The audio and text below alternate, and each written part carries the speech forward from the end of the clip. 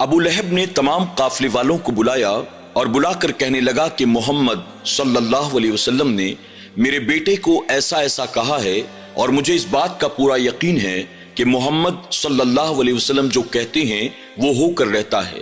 مجھے اس بات کا ڈر ہے کہ کہیں میرا بیٹا ہلاک نہ ہو جائے، اس لیے تم سب کی ذمہ داری بنتی ہے کہ اس سفر میں میرے بیٹے پر نظر رکھنا اور اس کی حفاظت کی کوشش کرنا۔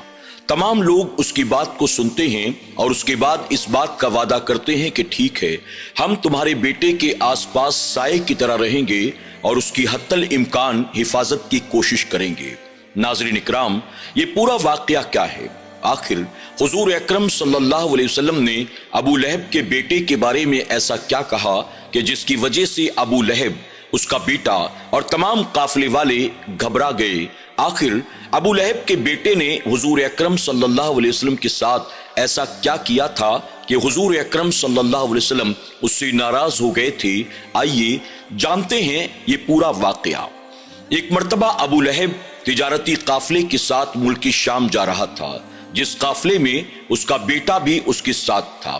ابھی وہ لوگ مکہ معظمہ سے سفر کا آغاز کرنے ہی والے تھے کہ ابو لہب کا بیٹا اپنے والد سے کہتا ہے کہ تھوڑی دیر میرا انتظار کرو، میں جاتے جاتے محمد صلی اللہ علیہ وسلم سے ملاقات کر کے آتا ہوں۔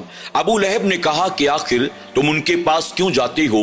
اس پر وہ کہتا ہے کہ میں جانے سے پہلے محمد صلی اللہ علیہ وسلم کے سامنے ان کے رب کو برا بھلا کہنا چاہتا ہوں، اور میں محمد صلی اللہ علیہ وسلم کے دل کو تکلیف پہنچانا چاہتا ہوں۔ ابو لہب نے کہا خامخواہ میں کیوں اس مسئلے میں پڑتا ہے، جانے دے، لیکن ابو لہب کا بیٹا نہ مانا۔ ناظرین اکرام، آپ جانتے ہیں ابو لہب یہ خود حضور اکرم صلی اللہ علیہ وسلم کا سگا چچا تھا، یہ خود بھی، اس کی بیوی بھی، اس کا بیٹا بھی اللہ کے پیارے محبوب صلی اللہ علیہ وسلم سے بے پناہ نفرت کیا کرتے تھے، اور اسی نفرت کی بنیاد وہ دن رات حضور اکرم صلی اللہ علیہ وسلم کو تکلیف پہنچانے کی کوشش میں لگے رہتے تھے۔ ابو لہب حضور اکرم صلی اللہ علیہ وسلم کا سگا چچا ہونے کے باوجود بھی اتنا بدبخت تھا کہ اللہ تبارک و تعالیٰ نے اس کے تعلق سے پوری سورہ نازل فرما دی۔ تبت یدا ابی لہبیوں، سورہ لہب، آپ اسے پڑھ لیں، آپ کو پتا چل جائے گا کہ یہ کتنا بڑا بدبخت تھا، اللہ اور اس کے رسول صلی اللہ علیہ وسلم کا کتنا بڑا دشمن اور گستاخ تھا، اور اس کی گستاخیوں کا اسے نتیجہ کیا ملا۔ ابو لہب کا بیٹا حضور اکرم صلی اللہ علیہ وسلم کے پاس آتا ہے اور کچھ دیر حضور اکرم صلی اللہ علیہ وسلم کے سامنے کھڑے ہو کر اللہ تبارک و تعالیٰ کے تعلق سے اپنی زبان کو دراز کرتا ہے، یعنی اللہ کی شان میں نازیبہ کلمات اپنی زبان سے نکالتا ہے، جسے سننے کے بعد حضور اکرم صلی اللہ علیہ وسلم کو بہت تکلیف ہوتی ہے۔ اتنا کرنے پر بھی ظالم کے کلیجے کو ٹھنڈک نہ پہنچی، وہ لپک کر آگے جاتا ہے۔ حضور اکرم صلی اللہ علیہ وسلم نے جس چادر مبارک کو اوڑھ رکھا تھا، ظالم نے اس چادر کو کھینچا اور کھینچنے کے بعد اسے پھاڑ کر ٹکڑے ٹکڑے کر دیتا ہے۔ حضور اکرم صلی اللہ علیہ وسلم نے خاموشی کے ساتھ یہ سب کچھ دیکھا، آپ نے اف تک نہ کہا۔ یہ سب کچھ کر لینے کے بعد وہ پلٹ کر واپس جانے لگا تو حضور اکرم صلی اللہ علیہ وسلم نے اپنے ہاتھوں کو اٹھایا اور اپنے رب کی بارگاہ میں عرض کرتے ہیں، یا اللہ اپنے کتوں میں سے ایک کتا اس پر مسلط فرما دے، اے اللہ اپنے درندوں میں سے ایک درندہ اس پر مسلط فرما دے۔ بس حضور اکرم صلی اللہ علیہ وسلم کا اتنا کہنا تھا، ابو لہب کے بیٹے کے دل پر ہیبت طاری ہو جاتی ہے۔ وہ اپنے باپ کے پاس آیا، باپ نے پوچھا کہ بتا کیا کر کے آیا ہے، تو اس نے سارا کارنامہ بتا دیا۔ میں نے سب سے پہلے تو محمد صلی اللہ علیہ وسلم کے سامنے ان کے رب کو برا بھلا کہا، جب انہوں نے اس پر بھی کچھ نہ کیا تو میں نے ان کے جسم انور پر پڑی ہوئی چادر کو پھاڑ ڈالا، اس کے ٹکڑے ٹکڑے کر دیے۔ اس پر ابو لہب کہنے لگا، تو نے اتنا سب کچھ کیا، محمد صلی اللہ علیہ وسلم نے کیا تجھے کچھ کہا نہیں؟ کیا انہوں نے کچھ کیا نہیں؟ اس پر ابو لہب کا بیٹا کہتا ہے، میں جب پلٹ کر واپس آنے لگا تو انہوں نے صرف اتنا کہا، یا اللہ اپنے کتوں میں سے ایک کتا اس پر مسلط کر دے، بس اس کے علاوہ انہوں نے اور کچھ بھی نہیں کہا۔ یہ سنتے ہی ابو لہب گھبرا جاتا ہے، وہ کہتا ہے، ان کا تیرے تعلق سے اتنا کہہ دینا ہی کافی ہے۔ اب میں ڈرتا ہوں کہ کہیں راستے میں تیرے ساتھ کوئی حادثہ پیش نہ آ جائے، کہیں کوئی درندہ تجھ پر حملہ نہ کر دے۔ ابو لہب کا بیٹا کہتا ہے ایسا کچھ بھی نہیں ہوگا۔ ابو لہب کہتا ہے میرا اپنا تجربہ ہے، محمد صلی اللہ علیہ وسلم جو کہتے ہیں وہ ہو کر ہی رہتا ہے۔ اب انہوں نے اگر تیرے تعلق سے ایسا کہا ہے تو میں ڈرتا ہوں کہ کہیں تیرے ساتھ کوئی ایسا معاملہ پیش نہ آ جائے۔ بہرحال اب وہ لوگ مکہ معظمہ سے ملک شام کے لیے روانہ ہو جاتے ہیں۔ سفر کرتے کرتے شام کے وقت وہ لوگ ایک جنگل کے قریب سے گزرے۔ ان لوگوں نے یہ طے کیا اب ہم یہیں جنگل میں رات کو خیمے لگا کر آرام کرتے ہیں، صبح ہونے کے بعد اب سفر پر آگے بڑھیں گے۔ جب تمام قافلے والوں نے رات جنگل میں قیام کرنے کا ارادہ کیا تو ابو لہب نے تمام قافلے والوں کو بلایا اور بلا کر کہنے لگا جب ہم سفر پر نکلنے والے تھے تو میرے بیٹے سے محمد صلی اللہ علیہ وسلم نے ایسا کہا تھا کہ یا اللہ اپنے کتوں میں سے ایک کتا اس پر مسلط کر دے۔ میں اس بات سے ڈرتا ہوں رات کے وقت کہیں کوئی جنگلی درندہ آ کر میرے بیٹے پر حملہ نہ کر دے، اس لیے اے قافلے والوں سنو، تم تمام سامان کو ایک جگہ اکٹھا کر لو۔ تمام سامان کو ایک جگہ جمع کرنے کے بعد اس کے اوپر میرے بیٹے کا بستر لگا دو۔ میرا بیٹا رات اس پر آرام کرے گا اور ہم تمام کے تمام لوگ نیچے ہوں گے۔ چاروں طرف ہم پہرا دیں گے اور ہم اس بات پر نظر رکھیں گے کہ کہیں کوئی درندہ میرے بیٹے تک نہ پہنچ سکے۔ چونکہ ابو لہب مکہ معظمہ میں ایک سردار کی حیثیت رکھتا تھا اور اس تجارتی قافلے کا وہ امیر بھی تھا تو تمام قافلے والوں کو ابو لہب کی بات ماننی ہی تھی۔ ان لوگوں نے تمام تجارتی مال کو ایک جگہ پر اکٹھا کیا۔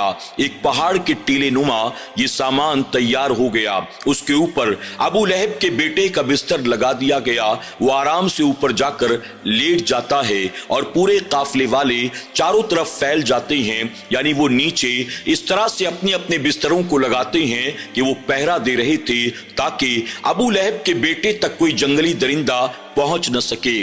رات کے وقت جب تمام لوگ گہری نیند میں سو رہے تھے اس وقت جنگل کا ایک شیر نکلتا ہے اور نکلنے کے بعد اس تجارتی قافلے کے قریب پہنچتا ہے۔ آنے کے بعد وہ ایک ایک آدمی کو سونگھنا شروع کرتا ہے۔ وہ تمام لوگ جو نیچے آرام سے لیٹے سو رہے تھے، جنگل کا شیر ایک ایک آدمی کے قریب جاتا ہے، جا کر سونگھتا ہے اور سونگھنے کے بعد وہ زوردار چھلانگ لگاتا ہے یہاں تک کہ وہ اوپر ابو لہب کا بیٹا جہاں سو رہا تھا ایک چھلانگ میں شیر وہاں پہنچ جاتا ہے اور وہاں پہنچ کر آن ہی آن میں ابو لہب کے بیٹے کو چیر پھاڑ کر رکھ دیتا ہے۔ اس کے جسم سے خون کا فوارہ جاری ہو جاتا ہے۔ جنگل میں رات کے اندھیرے میں چیخ و پکار بلند ہونے لگتی ہے۔ تمام قافلے والے جو مزے کے ساتھ سو رہے تھے خون دیکھ کر شور گل سن کر ان کی آنکھیں کھل جاتی ہیں اور وہ اس بھیانک منظر کو اپنی آنکھوں سے دیکھتے ہیں۔ ابو لہب کے بیٹے کو حفاظت کے طور پر ہم نے اتنی اونچائی پر سلایا تھا، اس کے باوجود جنگلی درندہ اس تک پہنچ گیا اور اس کا کام تمام کر دیا۔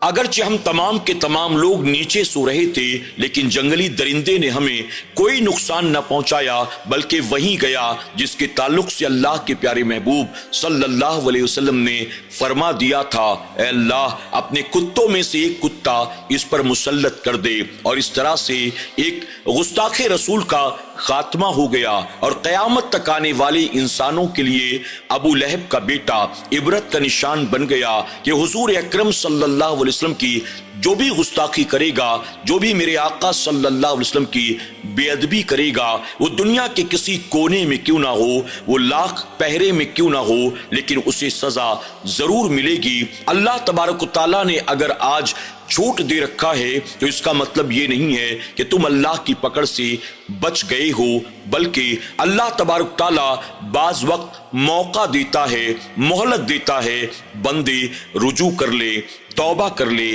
پلٹا۔ اور ہم نے دیکھا تاریخ انسانی میں کئی ایسے لوگ گزرے جو کل تک حضور اکرم صلی اللہ علیہ وسلم سے نفرت کیا کرتے تھے، اسلام سے، قرآن سے، مسلمانوں سے نفرت کیا کرتے تھے۔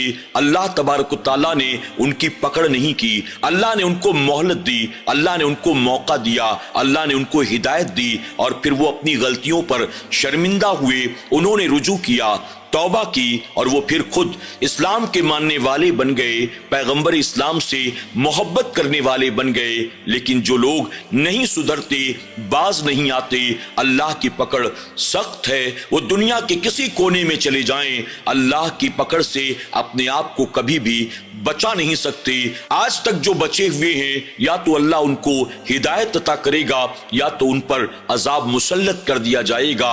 اللہ تبارک تعالی ہمیں اور آپ کو اپنے پیارے محبوب صلی اللہ علیہ وسلم سے سچی پکی محبت کرنے کی, ان کی سیرت مبارکہ کو اپنانے کی, ان کی سنتوں سے محبت کرنے کی توفیق عطا فرمائے. اور جو لوگ بھی حضور اکرم صلی اللہ علیہ وسلم کی بے ادبی کرتے ہیں, گستاخی کرتے ہیں, میرے آقا صلی اللہ علیہ وسلم کو برا بھلا کہتے ہیں, اگرچہ ظاہری طور پر مسلمانوں جیسا حلیہ ہو, چہرہ مہرہ ہو, نیم پلیٹ ہو, ہمیں اپنے آپ کو ایسے لوگوں سے بچانے کی کوشش کرنا چاہیے. اگرچہ دنیا انہیں مسلمان سمجھتی ہو, لیکن وہ اگر حضور اکرم صلی اللہ علیہ وسلم کی ادنا سی بھی گستاخی کریں تو ان کا اسلام سے, پیغمبر اسلام سے کوئی تعلق نہیں ہے, اور جن کا اللہ کے پیارے محبوب صلی اللہ علیہ وسلم سے کوئی تعلق نہ ہو, ان سے ہمارا بھی کوئی رشتہ ناتا ہو ہی نہیں سکتا.